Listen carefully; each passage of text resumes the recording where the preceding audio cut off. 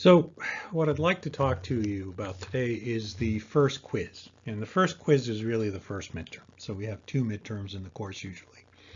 And I assume we will this year or next year as well. But first midterm, second midterm, and a final exam.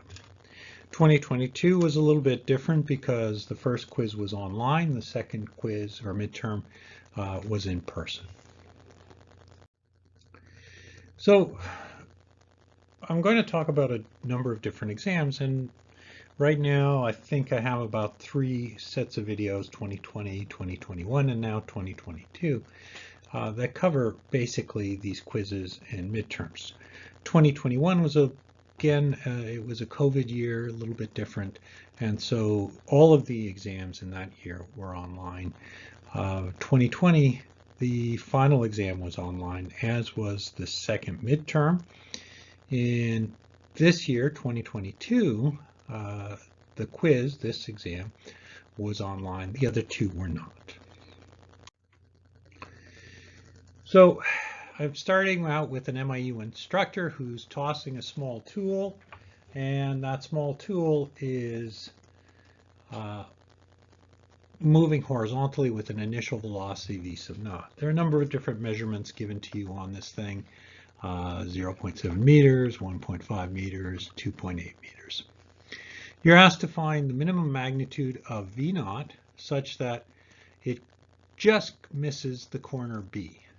And then also what the distance from B to C is, that distance D horizontally, in order to hit the ground at that point. So you're given all of that information, lots there, and you can work it out. Let's find the time to get to B. This is a projectile motion problem. So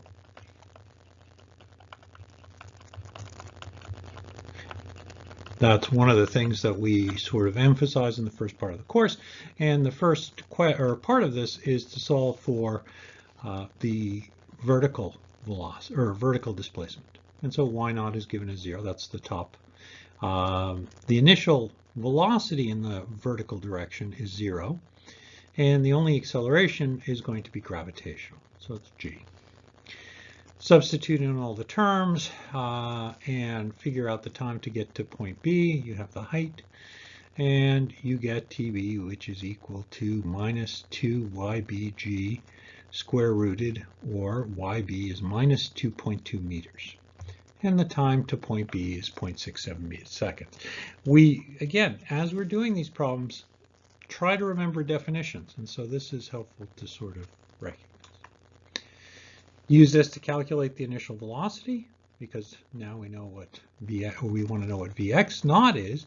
There's no acceleration in the horizontal direction that you know from projectile motion. But you know the time, and the time is 0.67 seconds. So substitute in terms, and you get an initial velocity in the x direction of 4.03 meters per second. Now, you also know that there's no vertical direction or vertical velocity component, and because of that, you can substitute in directly and just write Vx naught equals V naught, or to be completely and utterly correct, you put I. And so V is equal to 4.03 meters per second in the I direction.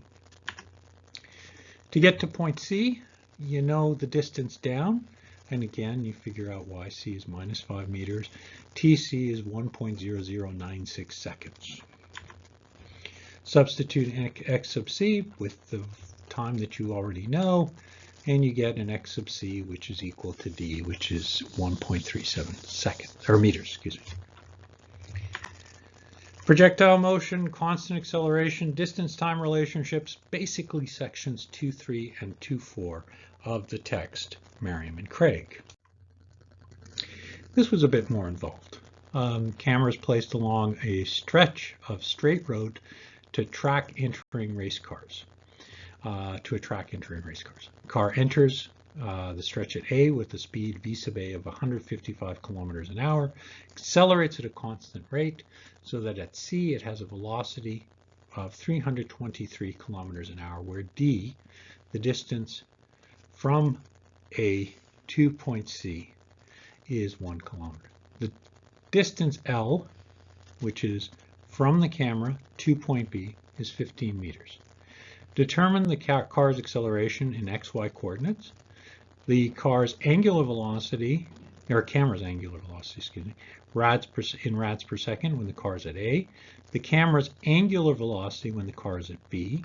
What is theta double dot for A and B, R double dot for A and B, and the units are given to you as rads per second squared or kilometers per second squared. So those are how we expect the solution. So you got a unit consistency problem, and you'll notice that one of the big things about being engineers is we know what our units are. And so to do that, I'm trying to sort of make everything sort of complete here. So if you're given a problem like this and you're given the units, you need to use the units given. So you can't solve this as meters per second squared. So here's a simplified diagram. I have I across, I have d over 2, A, B, and C, and I have point L. And I've defined here a radial unit vector and a theta unit vector. So I know I'm going to use r theta in this. And I also have a positive direction for that unit vector, which is going to be counterclockwise, which is what I expect. Velocity of car and acceleration of car both act in the I direction. Since this is constant acceleration, I know that I can take v squared at point C, v squared at point A, plus twice the constant acceleration over the total distance traveled. And that yields this relationship just by separating out A sub C. So once you have A sub C, you have the terms, you can substitute it in, and you get that. The tricky bit in this, and this is where we kind of expect more out of you, is converting from I to r theta coordinates. So here you have the r and theta components, and you'll notice that it's minus sine theta in the ER direction, minus cos theta in the E theta direction, because positive I is to the right, and E sub r, it would be negative in that sense, and E sub theta is negative in that sense. So substituting in terms, putting in the minus term, you have it right there. V sub I is equal to negative V sine theta ER plus cos theta E theta. You need to be familiar with geometry in this course. And one of the things is figuring out these angles and doing pi over 2 minus theta and theta in here to make that work. Substitute in terms. You know velocity is equal to r dot r theta dot E theta. You know that the velocity of the car is given as v sine theta cos theta, and so that's negative. R dot then is going to be that term, and r theta dot is going to be this term, minus vc sine theta for r dot. R theta dot is equal to minus v cos theta. So you have all of that, and you substitute in.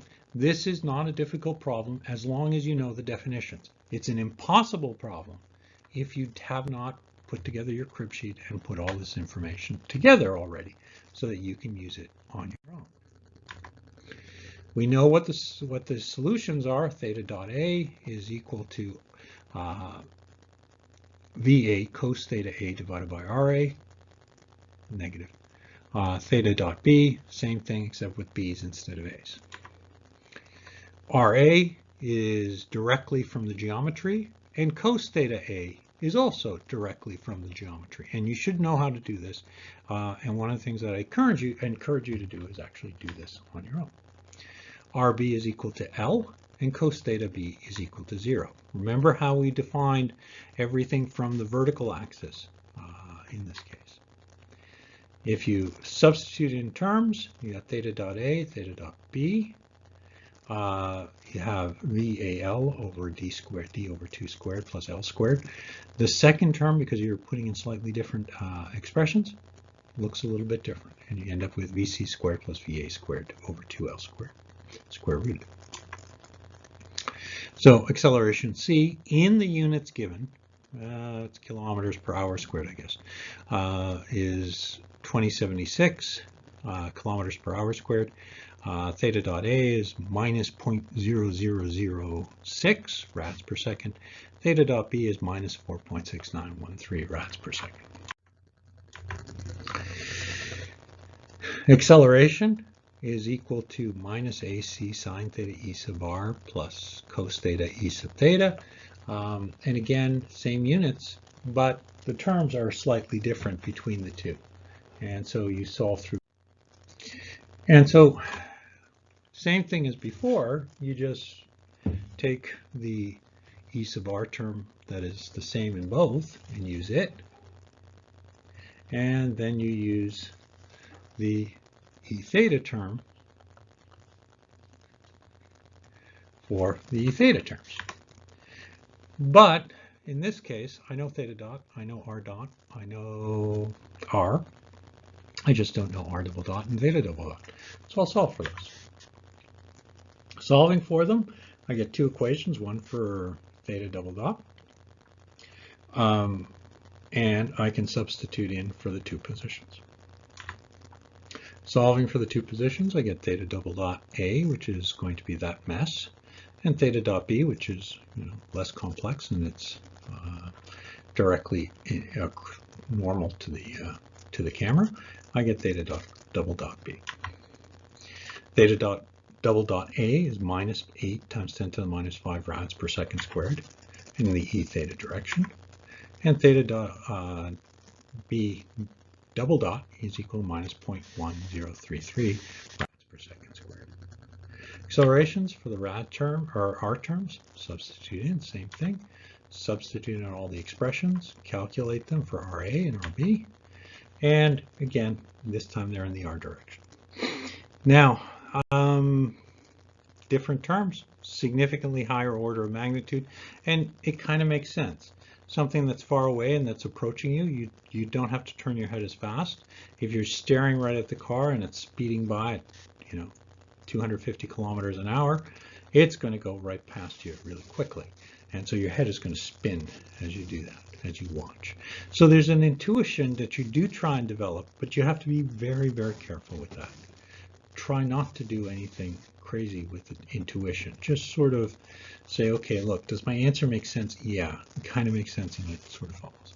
Coordinate transforms, recognition of r theta terms, unit consistency, which, by the way, is going to be the standard refrain in this course. Always remember unit consistency. Look at your equations, look at the terms you have. In terms of direct sections, 1, 4, 1, 6, 2, 1, 2, 3, 2, 6.